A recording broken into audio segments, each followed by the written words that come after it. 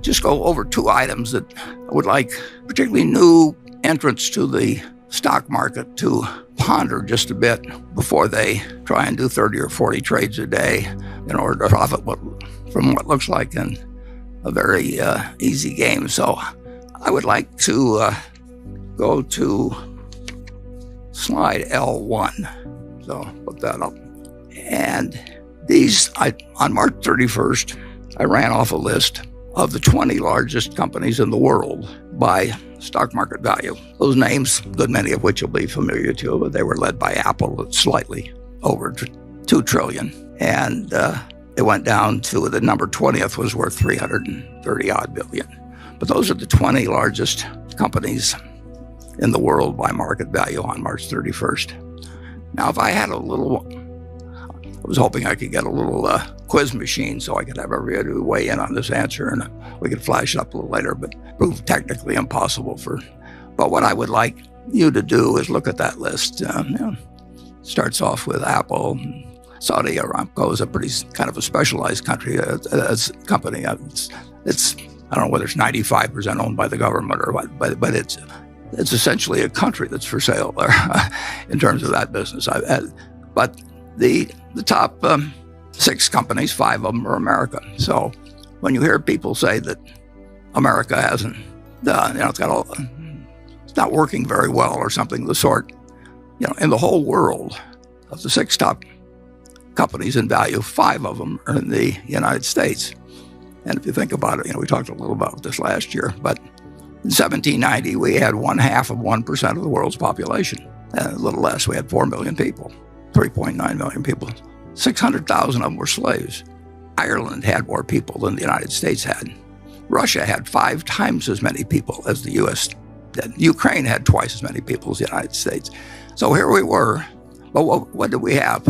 We had a map for the future, an aspirational map that somehow now only after the Constitution, 232 years later, leaves us with 5 of the top 6 companies in the world.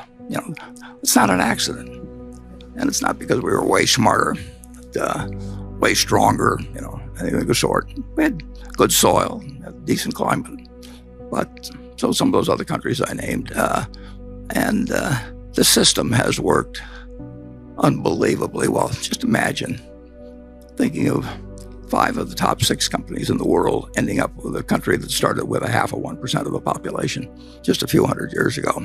But what I would like you to do is look at that list for a minute or two, if you want to, and then make an estimate, make your own guess. How many of those companies are going to be on the list 30 years from now? Here they are, these powerhouses. And how many would you guess are going to be on the list? Well, it's not going to be all 20. It may not even be all 20 today or tomorrow. This was March 31st. What would you guess? And think about that yourself. Would you put on 5, 8? Well, whatever it would be. I would now invite you to look at slide 2, or L2, which goes back a little more than 30 years, and look at the top 20 from 1989. And if you look at the top 20 from 1989, there's 2 things that should grab your interest, at least 2. None of the 20 from 30 years ago are on the present list. None. 0. There were then 6 U.S. companies on the list, and their names are familiar to you. We have General Electric, we have Exxon, we have IBM Corp. I mean, they're still around. Merck is down there at number. None made it to the list 30 years later, 0. And I would guess that very few of you, when I asked you to play the quiz a few minutes ago, would have put down 0. And I don't think it will be 0. But it is a reminder of what extraordinary things can happen, things that seem obvious to you. Japan had this wonderful bull market for a very long time, so you had a number of Japanese companies on the list. Today, there are none. And the United States had the 6, now we have 13, but they aren't the same 6. I would invite you to think about one other thing as you look at this list. 1989 was not the Dark Ages. I mean, we weren't just discovering capitalism or anything else. people thought they knew a lot about the stock market and the efficient market theory was in, and it was not a backward time. And if you look, the top company at that time had a market value of 100 billion, 104 billion. So the largest company in the world, Tidal, in just a shade over 30 years, has gone from 100 billion to 2 trillion. At the bottom, the number 20 has gone from 34 billion to something a little over 10 times that. Well, that tells you something about what's happened with equality, which is a hot subject in this country. It tells you a little bit about inflation, but this was not a highly inflationary period as a whole. But it tells you that capitalism has worked incredibly well, especially for the capitalists. And it's a pretty astounding number. Do you think it could be repeated now, that 30 years from now, that you could take 2 trillion for Apple and multiply any company and come up with 30 times that for the leader? You know, it seems impossible, and maybe it is impossible. But we were just as sure of ourselves as investors and Wall Street was in 1989 as we are today. But the world can change in very, very dramatic ways. And I'll just give you one other example you might ponder. This is when you start feeling too sure of yourself. One thing it shows, incidentally, is that it's a great argument for index funds, is that the main thing to do was to be aboard the ship, a ship. They were all going to a better promised land. You just didn't know which one was the one they'd necessarily get on. But you couldn't help but do well if you just had a diversified group of equities. U.S. equities would be my preference, but to hold over a 30-year period. But if you thought you knew a lot about which ones to pick, or the person that you had hiring, you were paying a lot of money to, had all these ideas, and they could tell you their best ideas in 1989 did not necessarily do that well, although overall equities were absolutely the place to be.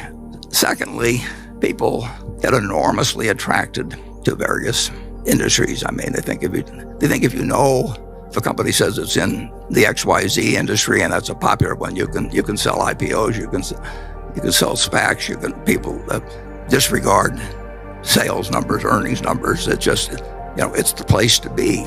So Berkshire Hathaway, where was the place to be in 1903 when my dad was born in 1903, but that wasn't really that big of news. And it wasn't big news that actually Henry Ford was starting the Ford Motor Company. He'd failed a couple of times before, but he was about to change the world. I mean, the auto, when you think about everything, we've got a great auto insurance company. If there weren't any autos, we wouldn't have Geico.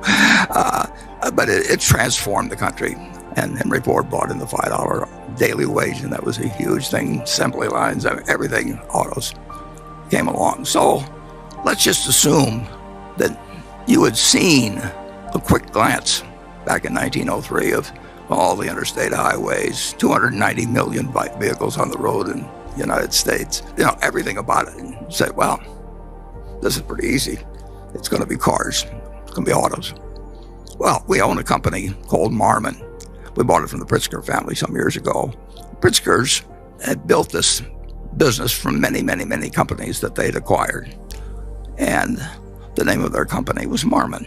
And I don't know exactly why Jay and Bob decided to name it Marmon, but they did own a company called Marmon.